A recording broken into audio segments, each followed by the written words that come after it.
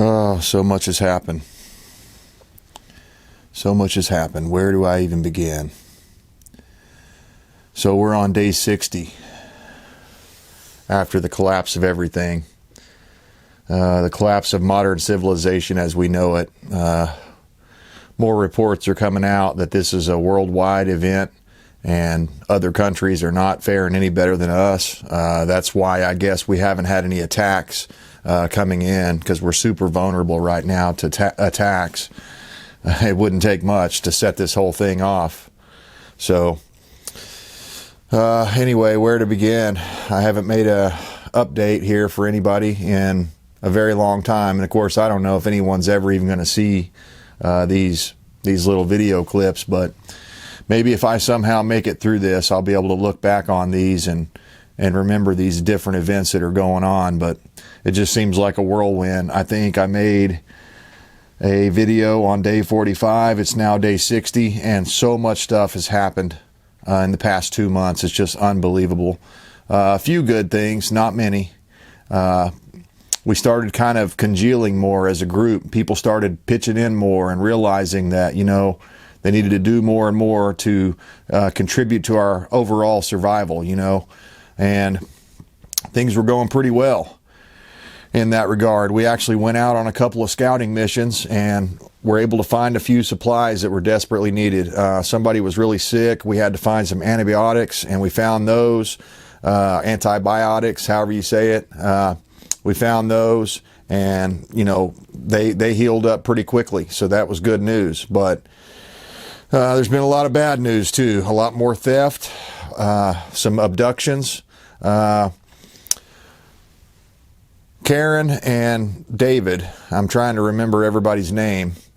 You know, so many people have died now that it's hard to remember everybody. And I think that may be a defensive mechanism, that I may be trying to not remember these people intentionally, because, you know, it hurts to remember these things. But yeah, they were starting to pitch in the group and becoming more and more a part of the group.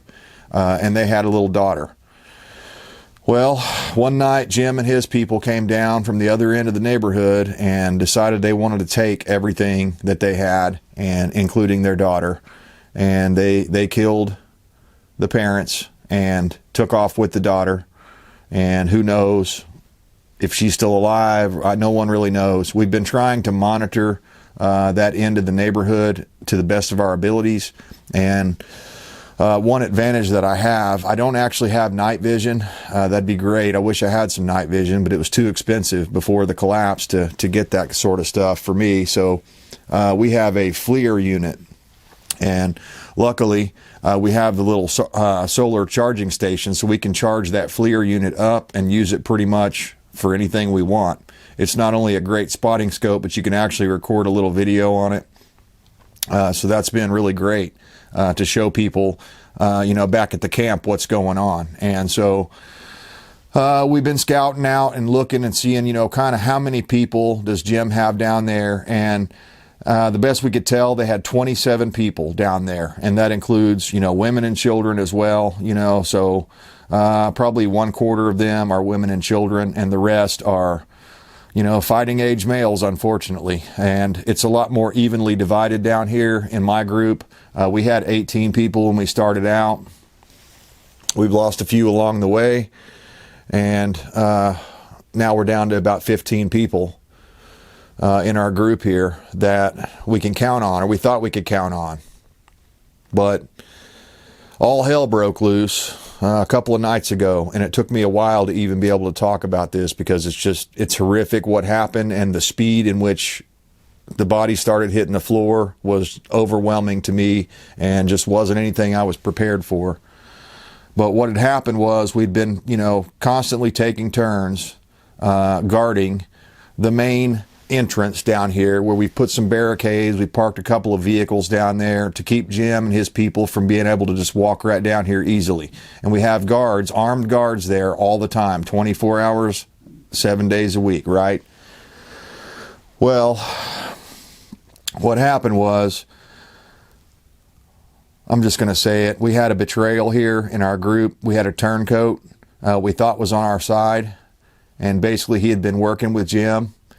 He coordinated the attack where they were going to come in simultaneously, not only through, he was on guard duty at that time, so he just basically waved them in and then turned his own rifle against us and, you know, killed many of the people that he claimed to be friends with. It was a real shocker to a lot of people because everyone thought Larry was a good dude, but, you know, I had my suspicions about him early on. I kind of got the feeling that he was putting on an act, and as it turns out, my gut was right about this. So Larry betrayed us. He went down to Jim, I guess, at some point, probably while he was on guard duty, you know, in the middle of the night or something. He snuck down there and, you know, made basically a truce with Jim and agreed to help them with the attack. They knew right when to get us because Jim knew everything about all of our plans.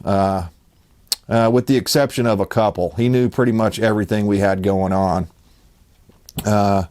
So they totally caught us by surprise. Not only did they come up through the front, through our main way in, as I've said before, this is a dead-end neighborhood, so there's really only one way in for vehicle traffic.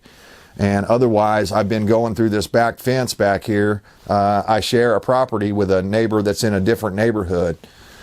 But they have been wiped out as well. The guy Frank that I was dealing with over there, the neighbor that I shared a fence with, let's just say it was a bloodbath. Him and his whole family, and I didn't know their names. I don't know them very well, but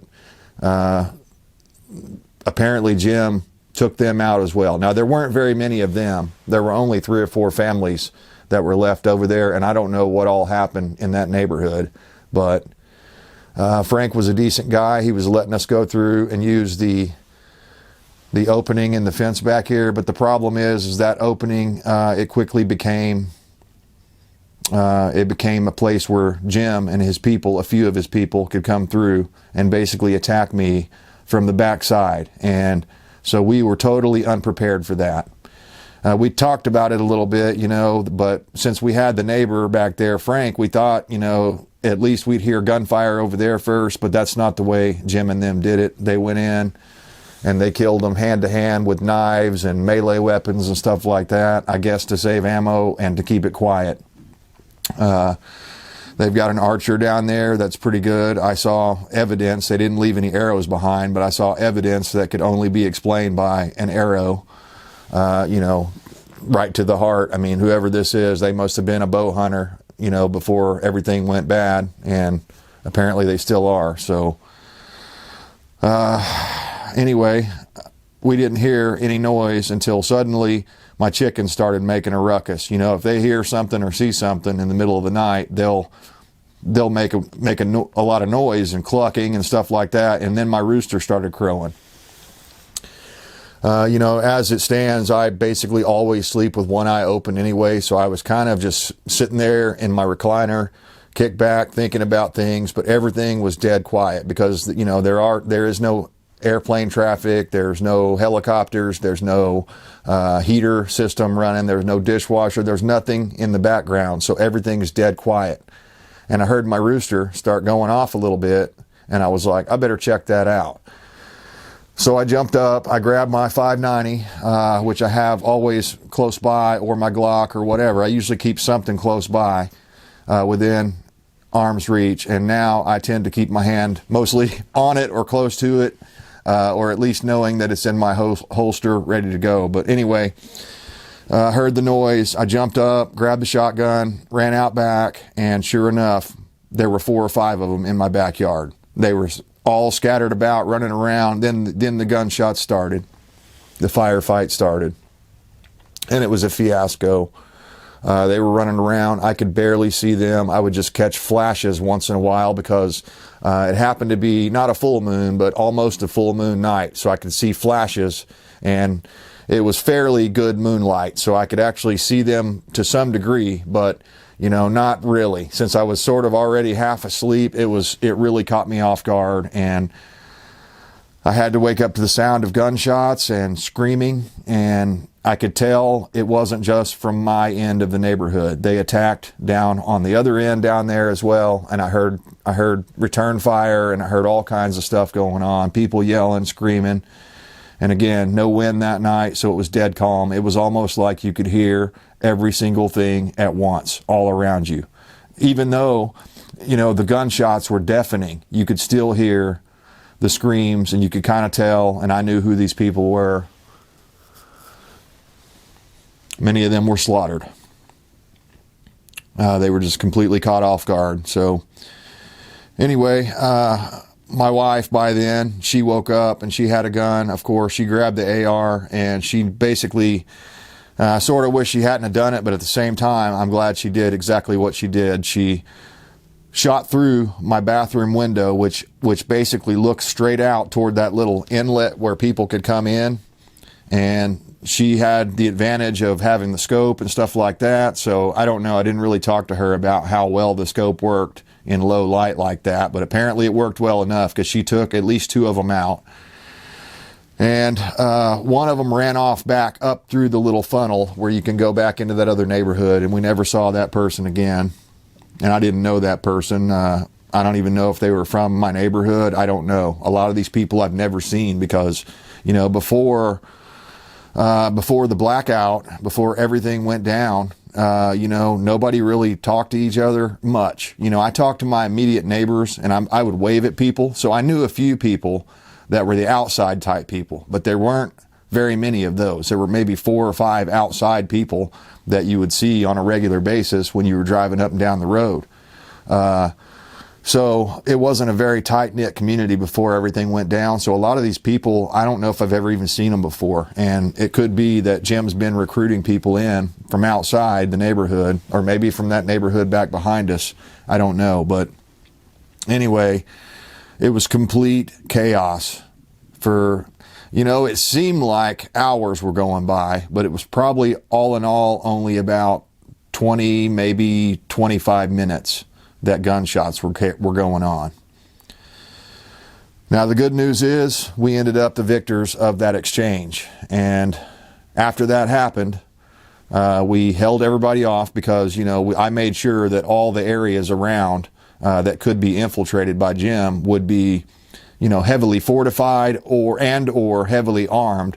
And, these people have been trained up. We've had a couple of months now with nothing really to do. So we've had a lot of weapons training and talked a lot about that stuff along the way. And unfortunately, a lot of these people had to do it. They had to do things that are causing them great grief now.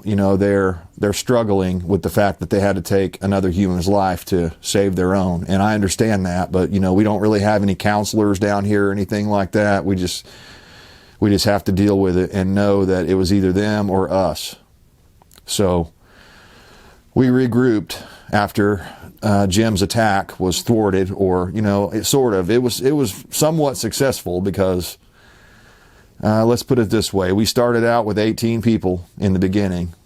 We lost 3 right before the attack, so we were down to 15. Well, now we're down to 10. There's 10 people left in my little group here, and it's getting smaller and smaller every day.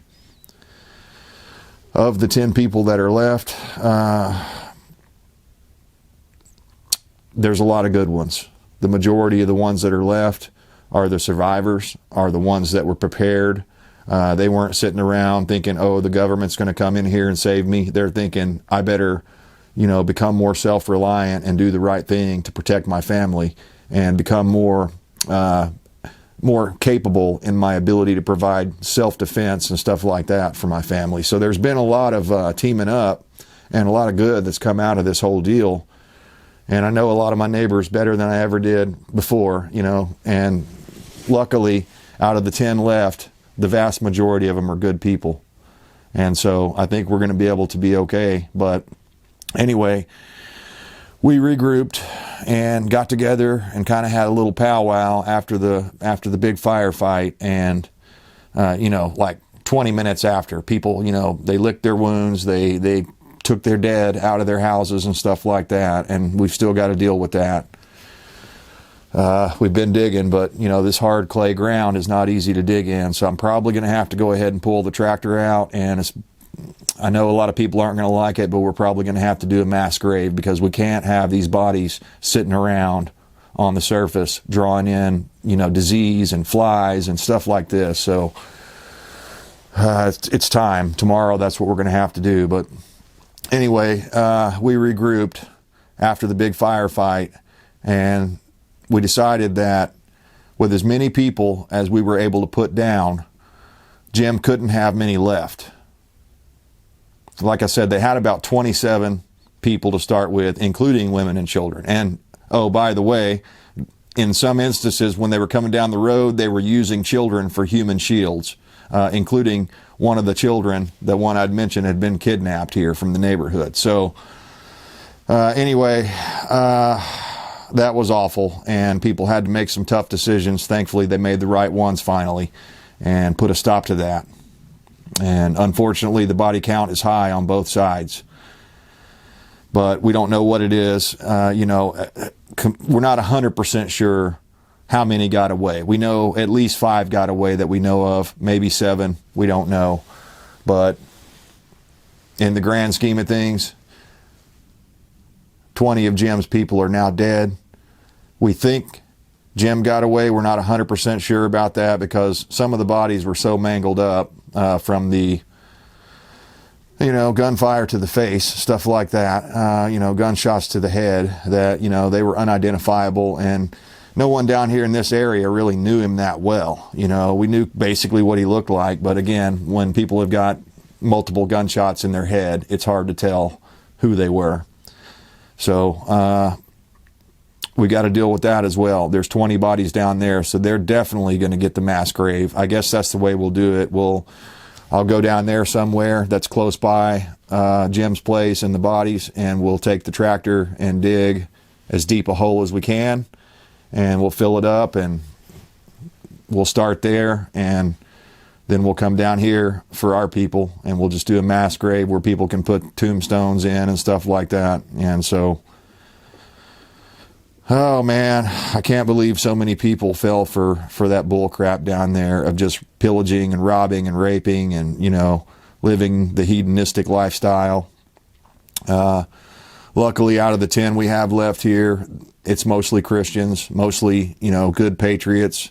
A couple of guys have had military service, but unfortunately none of them are combat veterans. They're just, kind of behind the scenes guys or whatever. But they still had like SEER training or whatever it's called in the military, where they have the, the survival training. So a lot of these guys have at least the basics of how to survive. So that's good.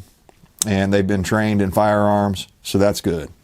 But, it'd be nice to have some people that actually had combat experience down here, because, we went down afterwards because we knew we had taken out, quite a few of Jim's people. So we went down to, we thought, hey, let's go down there and finish this off so this never happens again. And we loaded up everything. I took the AR and my vest with all my magazines, and I'm glad I did, because down there at Jim's house, they still had a lot of firepower, and there were still trigger pullers down there. And I think Jim was one of them. But again, it's hard to tell. It was the middle of the night, so who knows? A lot of times you couldn't even tell who you were shooting at. We had to be really careful not to get into some crossfire while we were shooting at people. And we talked about that. We drilled on that before it happened. And luckily, I don't believe anyone was wounded by friendly fire or anything like that. We basically just kind of went up. I think we had 6 people. We walked straight down the street, because, I don't believe they thought we were going to, strike back immediately. But we thought, why not? Why not go ahead and go for it? So we had like 6 people walking down the street on each side of the street, and we came up to where Jim's place is and kind of just encircled the front of it and just opened fire. And I'm sure there were some collateral damages. In fact, I know there were. Some of the kids ended up getting caught in the crossfire, and that's unfortunate. But, the good news from everything that happened is we're now secure. Our neighborhood is 100% secure. Jim is either escaped or dead. We're not sure. Hopefully we'll be able to investigate that a little more tomorrow when we're digging that mass grave, and we can identify him. But just what a what a crazy whirlwind that we're in. And, you know, had I known all of this stuff beforehand, then obviously I would have had a lot more ammo, because we burned through a heck of a lot of ammo during that firefight. A lot more than I thought. Probably burned through half of my ammo just during that deal. And I'm sure, you know, when you're in the heat of battle, a lot of those shots are just missed shots. You're just trying to throw defense out as you're running from position to position and putting cover fire down and stuff like that. So a lot of it was wasted. But yeah, went through a lot of ammo. Everybody did. Now, the one good thing is that once we captured Jim's place and everyone went in, we all went into the building at the same time, and we were able to, you know, recuperate some of those losses. There was a lot of firearms and a lot of ammo down there that they'd been stealing from people all around. So a lot of food, a lot of canned food and stuff like that. Now, some of it did get shot up, just stray bullets and whatever hitting it, and so that was unfortunate. But in the end, we got rid of the threat. That was the main thing we wanted to do. We never started this fight. We didn't want to go. And, you know, that's what it was, is I was constantly pushing the people in the group to, you know, let's go take advantage of this, this time right now while we're all together, we're all trained up, and we can actually go on the offensive and just let them know we don't have to kill them all. We could go on the offensive and let them know that we're not going to be punks down here. We're not just going to be, you know, bullied and stolen from and never do anything about it. And a lot of the people didn't want to do anything until they kidnapped that girl, and that changed everything. So anyway,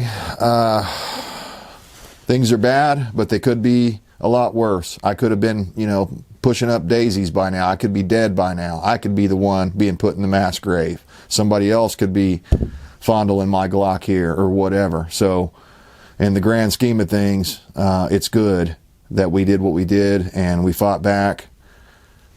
It was not easy decisions to make. None of them were easy decisions to make. But now we control the whole neighborhood. And so we're going to work on barricades out front along the main road, where we'll have, you know, armed guards up there every night. And from now on, it'll be 2 guards instead of 1 guard, because as Larry proved, there are turncoats all around. People looking for a better deal. I don't know what deal Jim offered him. You know, maybe Larry was a secret pervert and wanted to go down there and do stuff that he knew was inappropriate and wasn't going to be put up with over here. I don't know what his motivation was, but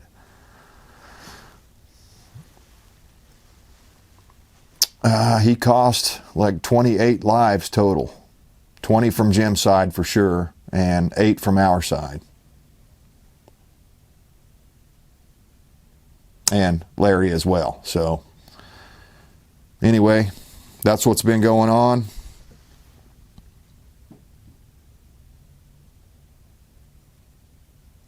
And in these quiet times, that's when it's hard to live with yourself for some of the decisions you have to make. But I got to keep my head strong. I'm going to go down here and check on the other people that are out here on guard duty and see, you know, if they need anything. And then I'm going to try to catch a little bit of sleep again with one eye open, because you just can't trust anybody. So I hope you guys are doing better out there than we are. I hope you had a tighter knit group from the beginning, people that you could trust.